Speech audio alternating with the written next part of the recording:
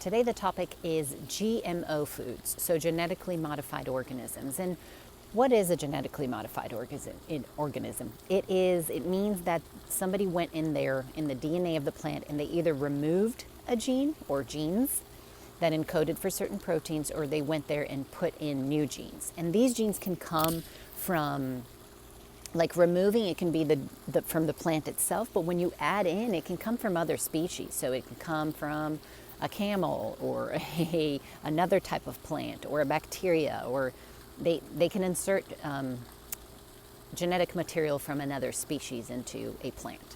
And why do they do that? Well, the main reason is to make a better crop. So either make it withstand a drought, or make it more resistant to pesticides, or make it more resistant to extreme heat or extreme cold, or make the fruit or the product more resistant to bruises. So in the transportation process, you're not losing produce from bruising. They can make it more nutritious, even like change the nutrient profile of this food. So the issue with GMO is that it's very hard to talk about this subject without being a little biased, really, because everybody has their little tendencies, and I'm going to try to be as neutral as possible. So both sides, the pros and the cons, the people that are in favor and the people that are against, are very polarized, and there are research on both sides, and we can find flaws, and flaws are being pointed out in both sides. So first and foremost, let's make it clear that there are no human studies. It would be very difficult for you to analyze long-term what the effects of GMO are in the body, because there are just so many variables to be controlled. You can't just feed somebody only GMO and maybe GMO kale. I don't know if that exists, probably not, but like GMO kale would not be as detrimental as GMO corn, and I'll explain why. But like, you know, it just depends on the product, and you can't follow somebody for the rest of their lives. That study would be impossible to do. So they do it in animals, right? And the lifespan of an animal is around 2 years. Like a rodent would be around 2 years. So the better studies are the one that actually, you know, look at the animal through its whole lifespan to see what was the, you know, they feed them the GMO food and then see what the outcomes are. So having said that, so what do they do to be a GMO? So they're either going to delete a gene that the plant has so it doesn't do something that it's already doing. So for example, bananas and potatoes, when you cut them, don't they get like brown if you leave them out? Well, they can go in there, and they have done this, and they do this, is go and delete that gene that makes it go brown so that it doesn't go brown anymore. Another thing that they can do, and this can be a little bit more tricky in terms of the long-term consequences of this, is actually insert gene or genes coming from other species, so not a plant. So they can do it coming from a fish or coming from a camel or something like that. And they would put that so that that plant would behave in a certain way that they want to. So we're not going to get into the nitty-gritty of that because that doesn't interest us. But what are the top GMO products now, especially in the US? So corn, soy, canola, alfalfa, sugar beets, cotton, summer squash and zucchini, meat and dairy products because of the feed that they're giving these cows. So alfalfa is used for feed, and alfalfa and corn and soy all are used for feed, and they are very genetically modified. So this transfers into the animal. And like I said, apples and potatoes, and also papaya, but the papaya that is produced in Hawaii and China are genetically modified. Apparently, other places in the world, they're not. So these are the most, right? So what do they do, for example? For the corn, for example, they would actually make the corn produce. So they would go there, insert a gene in that corn, and now the corn produces Bt, which is a pesticide. So the bug goes and eats the corn, and its stomach explodes. Okay, so then this crop can grow without, you know, being bugged by bugs and yield more. The thing is that the research that shows that is against GMOs says that this can be a GI irritant. So they have shown in studies that people that eat this corn that has this gene have GI issues. And they also say that other things such as zucchini and squash, because of the way they're manipulated, they can cause more viral infections because it makes the person be more susceptible to viruses because of the way it could alter our epigenome. It doesn't alter exactly our DNA, or at least that hasn't been shown. It could mutate our DNA. Like I said, there are no long-term studies on this, so it's very iffy. So the concerns are that these crops, because they're being modified with, for example, if you put a gene of a nut into, and this has happened with Brazil nuts, they put the gene from Brazil nuts into, I think, soy, so that soy would produce more methionine, which is an amino acid, and then people that ate that soy and were allergic to nuts got a reaction. So I think they had to pull that one from the market. So the concerns are more allergies. Then when this corn, let's suppose the corn that produces that BT, it has pollen, right? And then the bees and the insects and the birds, they're going to pollinize other crops. And you reduce the biovariability of like other crops, because these crops are now dominating, right? Because they're more resistant to pests. So you get less and less variety of crops because of this cross-pollination that you can't really control. You can't control a bird or a bee or an insect going there and trying to, eat that or get the pollen from there and transferring elsewhere. That's how nature was supposed to be, right? This cross-pollination was supposed to happen.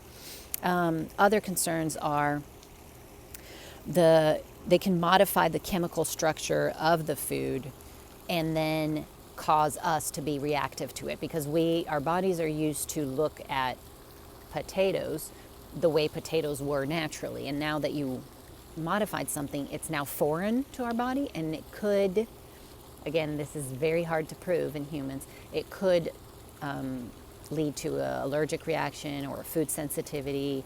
And the main concern, and the one that is most proven, is that many of these crops that are genetically modified, they were made to be more resistant to herbicides, so that you can spray them, kill the weed around it, and not kill it.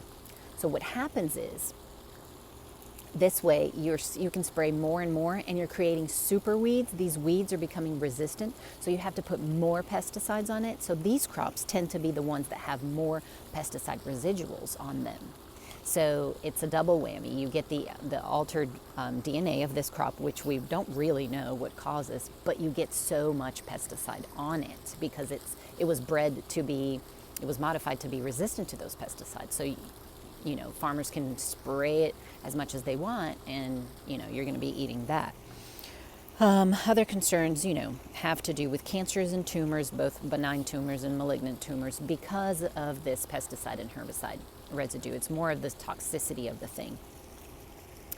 Then some foods can be less nutritious because the phytochemicals, those great compounds in foods that are very antioxidant, that they are very detoxifying for us, well, they are a form of defense of the plant against a stressor.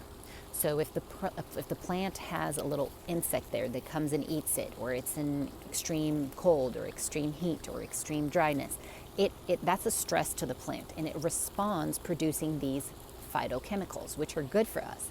And when you kind of coddle the plant, like kind of protecting it, making it more resistant to all of this, it doesn't need to produce all that, all those defense mechanisms that are so good for us. So it could impact the nutritional composition of these foods because of that. What else? You can have a lot of soil and water contamination and general toxicity to the environment and to us because of all that. If you spray the plant and it rains, well, it goes under the soil and it contaminates the soil and it contaminates the underwaters and it washes away to the rivers, and all that. So, and then pesticide resistant, the super weeds are a big concern because of this. You're having to apply a lot of pesticides. These weeds are not dying. Then you apply more, and these weeds are getting resistant. Also antibiotic resistant because of some antibiotic resistant genes that they insert the plants. And so this is a concern as well. And then the toxicity is mainly because of the herbicides and pesticides, including they're using in some crops 24D, which is a component of Agent Orange. And Agent Orange, I think I've talked about it here before. It's a very, it was a phenomenon that happened with people that fought in the Vietnam War, and that when they sprayed the forest to kill the plants with some herbicides, that got inhaled by the people that were fighting this war, and then they have long-term consequences, and still to this day. Another thing that we have to remember is that obviously the industry is very rich, right? And they will flood the literature with studies that they put like a rat for like 40 days max, 28 days sometimes. I've seen studies of 28. What is 28 days and 2 years of a lifespan of a rat? And then they say it's safe. Well, yeah, nothing happened because it was only 28 days, you know. And then the longer studies on the other side seem to show a lot of things. I have a list. There's like tumors, there are prostate problems, there's infertility, there is GI distress, there is asthma, there is skin issues, there's like a ton of stuff. So, like I said, there's literature on both sides, and one side is claiming that the other side is false literature. So it's just tricky, really, to kind of, you know, have an opinion on this. So they only have animal studies, and maybe not all genetically modified organisms are bad after all. I mean, sometimes you just did something that's really not going to impact, and sometimes you do something to a plant, like the corn with the BT. In my head, it doesn't make sense. Like, you're making the corn produce a pesticide to kill a bug. Well, who's telling me that it's not going to cause me at least, to the least, a GI distress? You know, but whereas some other thing with like the tomato not bruising, maybe that doesn't affect me so much. So there's no way to know, really. So then what do you do? So if you want to avoid, the most safest bet is to buy organic. So organic meats and produce, they're not allowed to use any of this genetically modified stuff. Sometimes there are products out there that are not organic, but they have the seal of the Verified Non-GMO project. And that also ensures that it was not genetically modified.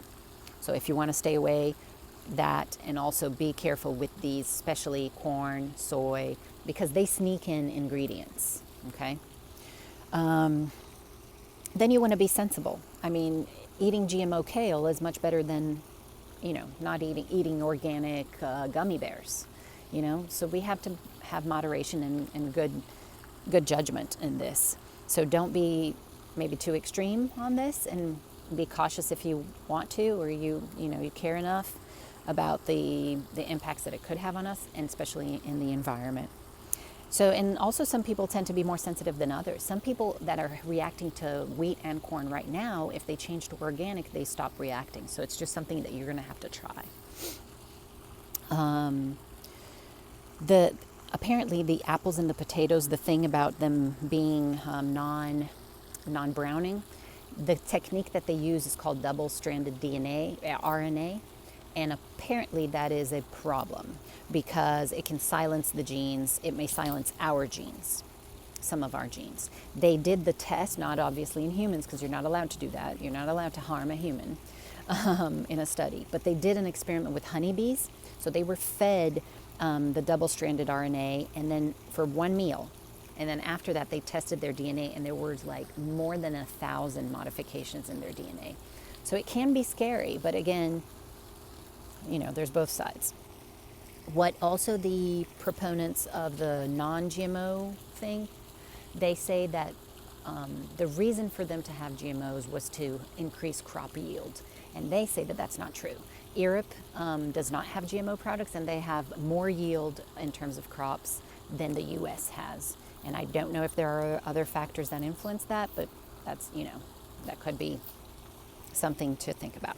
So the bottom line is that there are none, and there will not be any human studies, and we really do not know the long-term impacts. And it's like trans fats. In the beginning, when they began in the market, they were the next greatest thing. And then now, a lot of people dying from heart attacks and strokes and stuff like that caused by trans fats. So we'll only know 50 years later. So use your best judgment. That was my 2 cents.